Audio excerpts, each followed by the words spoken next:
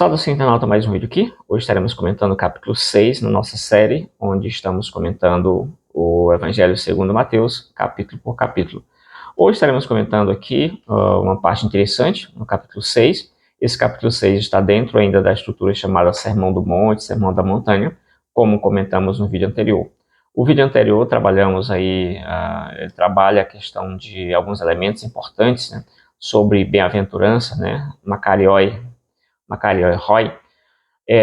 Nós temos ali exatamente as bem-aventuranças, nós temos ali a questão de a preocupação de alguns concernente o que Jesus veio fazer concernente à lei. Ele veio destruir, ele veio cumprir, completar, o que ele veio fazer.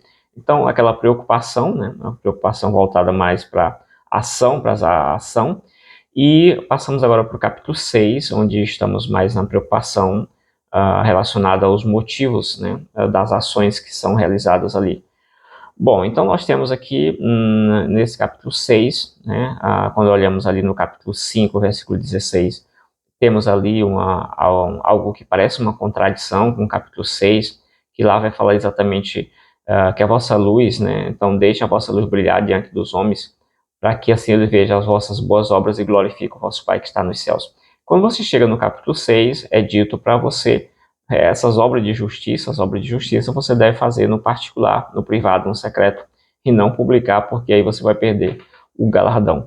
Então, claramente, você não deve fazer isso para receber o galardão, mas porque aqui no capítulo 6, Deus aparece como um ser, uma entidade invisível, e também uma entidade recompensadora, né, daqueles que, ou de alguma forma, o serve em amor. É basicamente o que você vai encontrar no capítulo 6.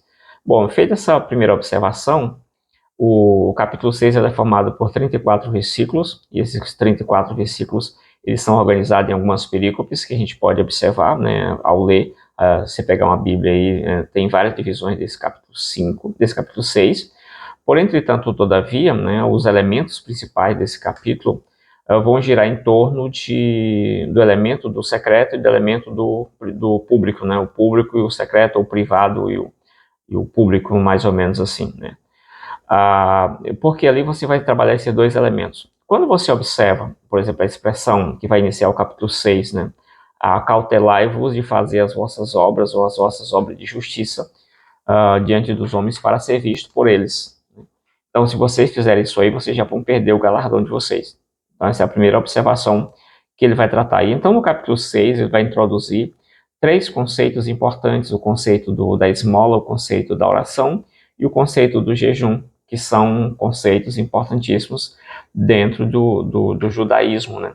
Esses três elementos, eles são importantes no farisaísmo, né? E eles são importantes também, inclusive, no islamismo, forma aí um dos 5 pilares do islamismo, juntamente com mais 2 elementos ali. Aí, esses são elementos importantes que Jesus vai estar trabalhando no capítulo 6, só que vai estar trabalhando de uma perspectiva diferente, assim como ele trabalhou outros elementos no capítulo 5 e vem trabalhando, né?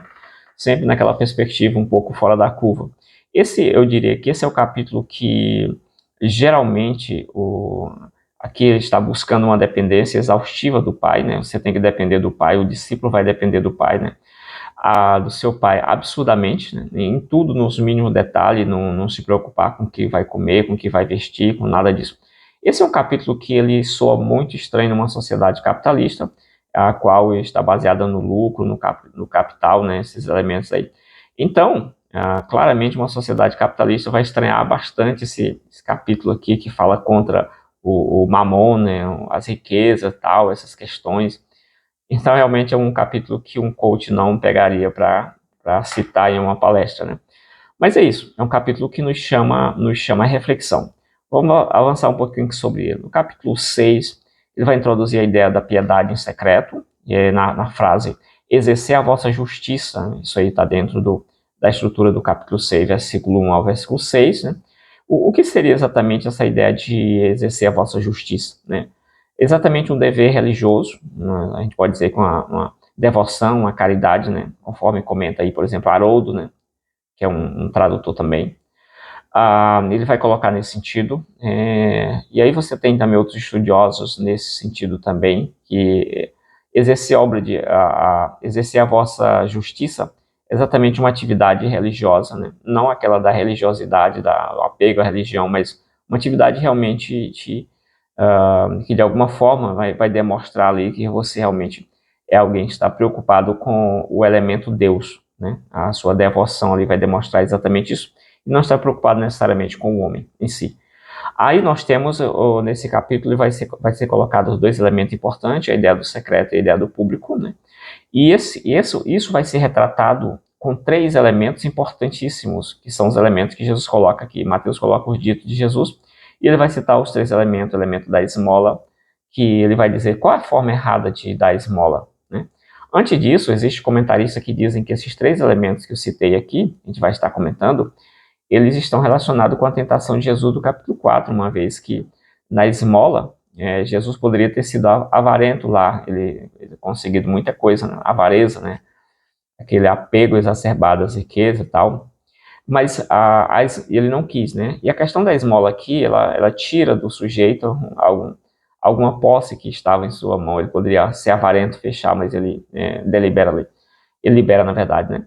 Então, a questão da oração, a oração serviu para não deixar Jesus se vangloriar, né, que é um elemento importante também para nós, e o elemento do jejum, né, a questão da glutonaria e outros pecados ali que Jesus poderia muito bem entrar e também se refere a nós, né. E o jejum aqui, ele vai ser trabalhado no Evangelho de Mateus também com outras finalidades, que não necessariamente evitar o pecado da gula, né, glutonaria. Bom, o elemento da esmola, ele vai dizer qual é a forma errada. A forma errada é quando você vai dar esmola, você toca a trombeta. Aí ele vai dirigir a sua palavra aqui, né, esse dito, exatamente para um elemento importante aqui no Evangelho de Mateus, que é o hipócrita. O hipócrita, a palavra grega, no grego clássico, ela significa exatamente um ator, aquele que está atuando no palco, né? Aquela vida não é dele, aquele papel ali, ele está só um papel. No Novo Testamento, a palavra hipócrita realmente ela tem sentido negativo já de cara, né? Essa palavra hipócrita vai ser usada primeiro aqui, né, em Mateus, vai ser no capítulo 6, a primeira vez no versículo 2, e depois aqui, né, os próprios fariseus vão ser chamados de hipócritas, né? Então isso aqui já está atrelado aí, querendo ou não, aos fariseus, né? Isso aqui já está direto. Ele vai dizer, quando vocês forem orar, você não faça igual. Aliás, quando vocês forem dar esmola, vocês não façam igual os hipócritas, porque eles trocam trombeta. Essa ideia da trombeta não fica claro o que significa, né? Porque os comentaristas que eu consultei, né, que eu consultei aí os melhores possíveis, né, os comentários agora de 2021, 2022, 2023, né, especializado nessa área, comentários técnicos realmente, exegético, comentário analítico, enfim, crítico. E boa parte dos comentários dão conta que você não tem elementos comprobatórios para dizer que alguém realmente tocava trombeta quando ia dar esmola. Então, é sugerido algumas respostas, uma delas aqui, essa trombeta que faz referência seria uma trombeta lá que às vezes tocava para reunir o povo, oração, alguma coisa nesse sentido, né? Não tinha nada a ver com a esmola em si. Outros dizem que esse tocar trombeta é exatamente o barulho que a moeda fazia ao cair nos treze baús, né, os tesouros lá que existiam no templo para recolher ofertas. Então, caía ali e fazia um barulho. Então, tocar trombeta seria isso. Enfim, não se sabe ao certo o que é. Mas Jesus falou que estava acontecendo, né? Claramente estaria acontecendo. Ele vai dizer, não faça isso. Mas qual é a forma correta da esmola? Você vai entrar no secreto. A tua mão esquerda não pode ver o que está fazendo a tua direita. Ou seja, não chame atenção para si. O sentido é esse. Não chame atenção para si nesse sentido, mas faça apenas aquela sua obrigação, né? Aquilo ali que realmente é para você fazer, né? Sem chamar atenção para... E aí o vosso pai que está em secreto, ele vai te recompensar. Quando você chega nessa questão de recompensar, o texto recepto que aparece em português na tradução da ACF, na tradução da corrigida, a ACF traz a palavra publicamente 3 vezes no versículo 4, versículo 6 e também no versículo 18, se não falha a memória aqui. Porém, a corrigida ela vai trazer essa ideia de publicamente apenas uma vez no versículo 4, né? Então há uma diferença entre elas duas. Nas demais Bíblia, você não vai encontrar essa expressão, geralmente a expressão, pelo menos no que eu consultei, a expressão publicamente. Então o teu pai vai te recompensar, não importa onde, mas ele vai. Inclusive, White Robertson, ele vai dizer que Deus não prometeu recompensar publicamente ninguém, né? Então ele diz, olha, isso aí é história fiada, isso aí é a invenção do texto recepto. E aí nós temos essa parte aqui. E aí ele vai trazer outro elemento importante. Agora entra o segundo elemento, que é o elemento da oração. O elemento da oração, ele vai dizer que tem um jeito errado de fazer. Qual é o jeito errado de fazer? Ficar em pé, os hipócritas, ele direciona mais uma vez para os hipócritas. Os hipócritas ficam em pé nas sinagogas a fim de ser visto pelos homens. Todos esses elementos que Jesus vai listando e o jeito errado de fazer, ele vai dizer, eles já receberam a sua recompensa.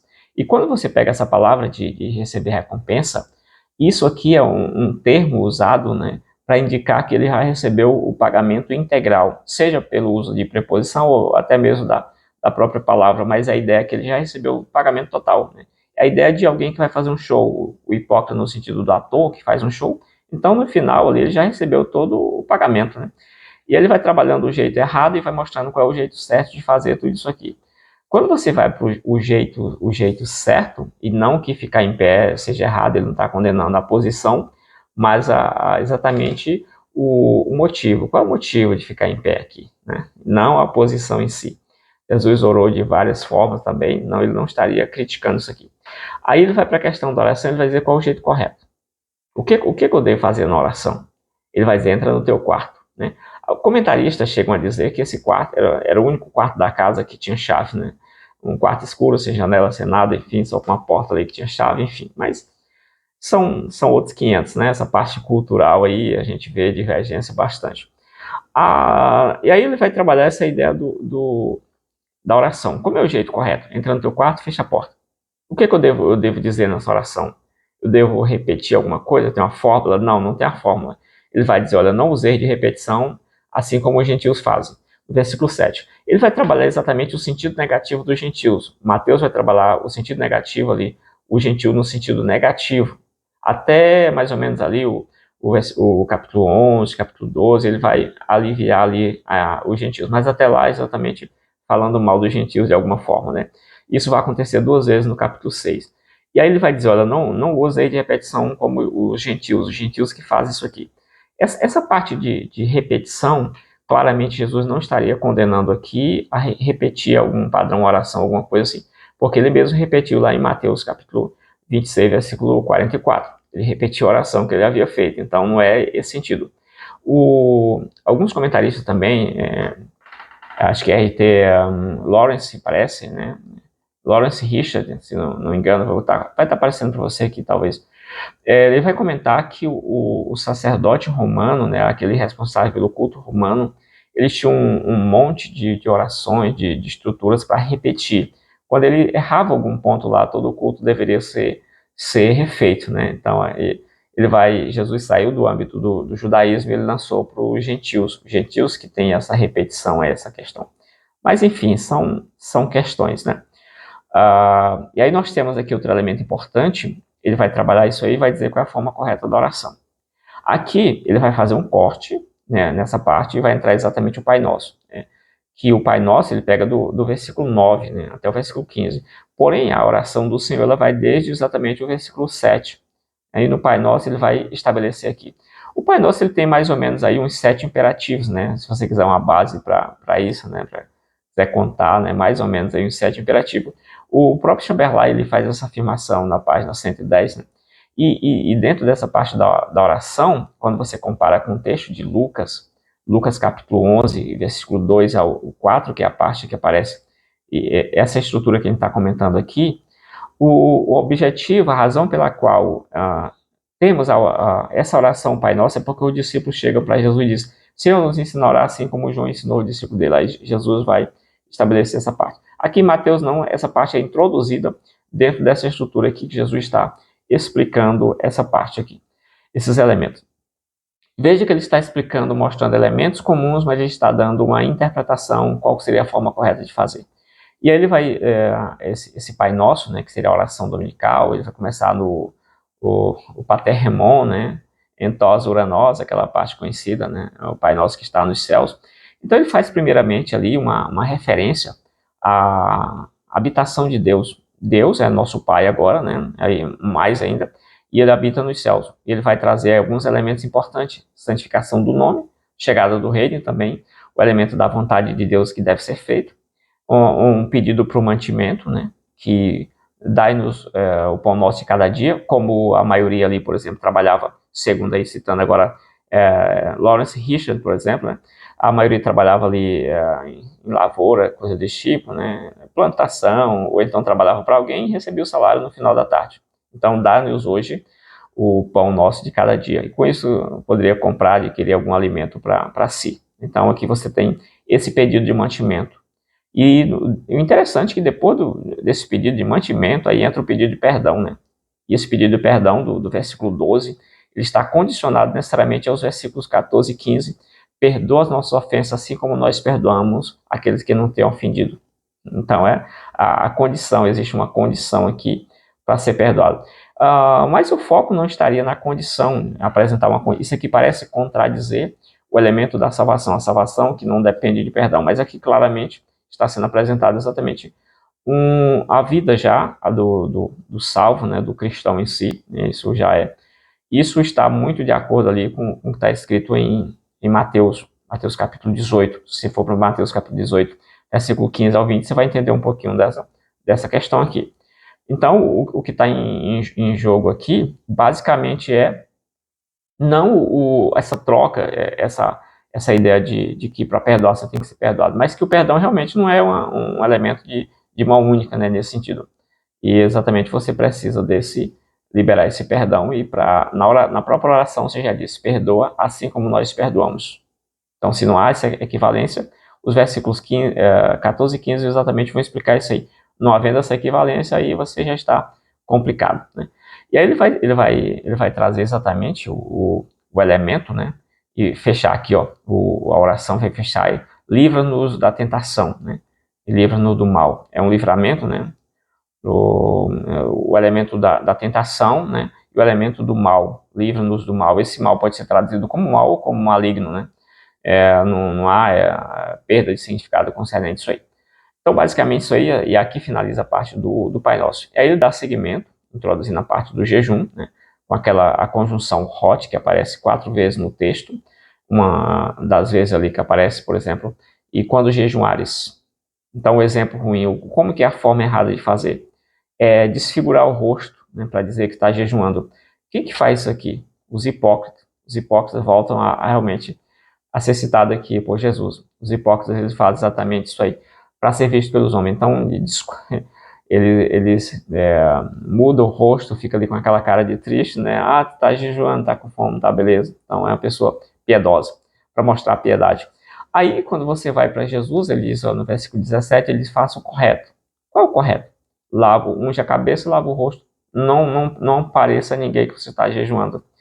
E aí, ele vai avançando sobre essa questão e ele vai chegar num ponto importante. Ele vai dizer, olha, não ajunteis tesouro nos céus.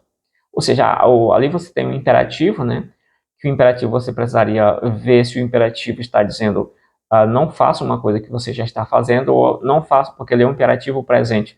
Ou então não faça algo, ou não faça isso aqui. Né? Não necessariamente o imperativo presente indica que o sujeito está fazendo aquela ação, né? Mas ali você teria que verificar direitinho essa questão, toda vez que você encontrar situação desse tipo aqui. E ele vai introduzir aqui a parte do tesouro nos céus. Então, não junte tesouro nos céus, onde a traça e a ferrugem corrói, enfim, né? O que acontece aqui, se esse tesouro, existe um contraste aqui entre o céu e a terra, né? Tesouro no céu, tesouro na terra, não junteis aqui. Existe a ideia de uma dependência total aqui. Então, quando você pega, por exemplo, esse tesouro, comentaristas dizem exatamente que você tem ali a visão daquele tesouro do Oriente, em que você colocava roupas, todo tipo de objetos perecíveis. O próprio Shedd comenta isso, né, na página 1330, por ali assim, ele comenta alguma coisa nesse sentido aí, sobre esse tesouro aí, né? 336, né, por ali assim.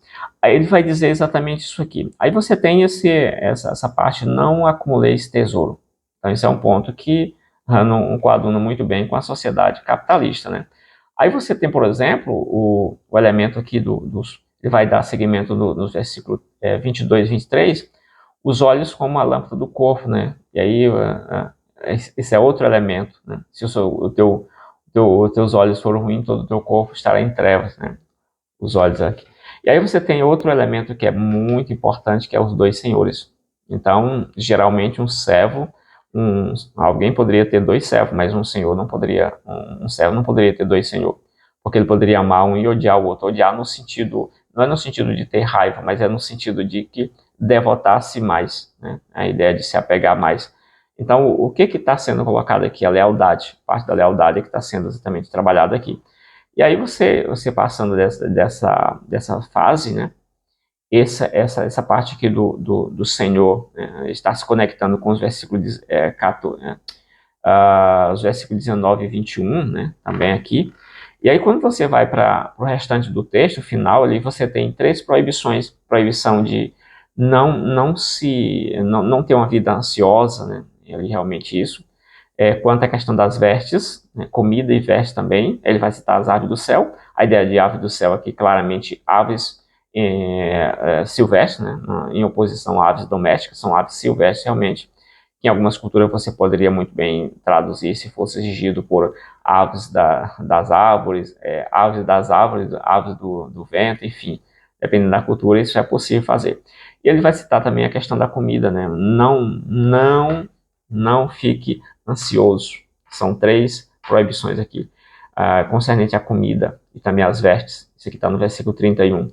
Porque quem faz isso aqui, os gentios, ele vai jogar outra piada aqui no gentios, falar mal dos gentios, aqui mais uma vez, né? Lá no versículo 7, os gentios usam de repetição, e aqui no versículo 31, os gentios estão preocupados com essa questão de comida e bebida. Ele vai dizer, buscar primeiro o reino dos céus. Né? Buscar primeiro o reino dos céus. E aqui o reino de Deus, a sua justiça.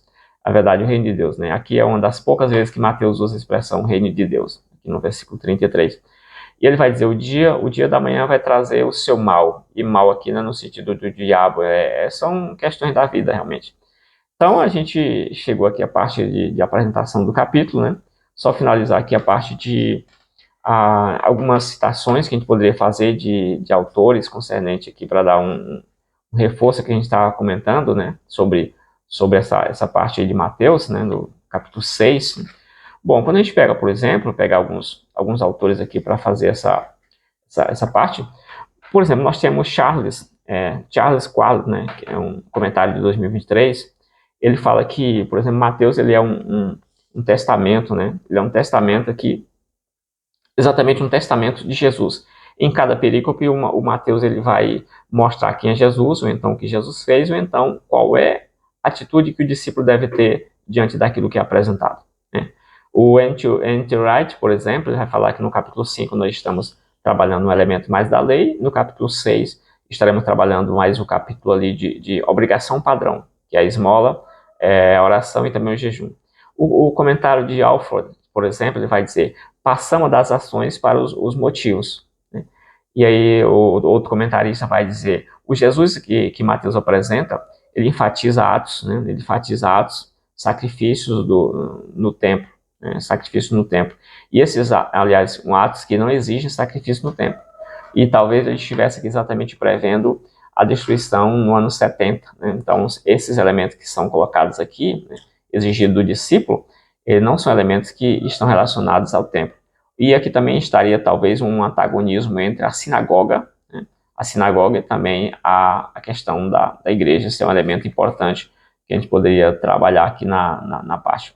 A gente pega o comentário de France, por exemplo, ele vai trabalhar boa parte dessas questões que a gente já comentou. Ele vai dizer que a esmola, por exemplo, a oração, que a gente já comentou aqui, o jejum, eles são selecionados aqui como exemplo de observância religiosa.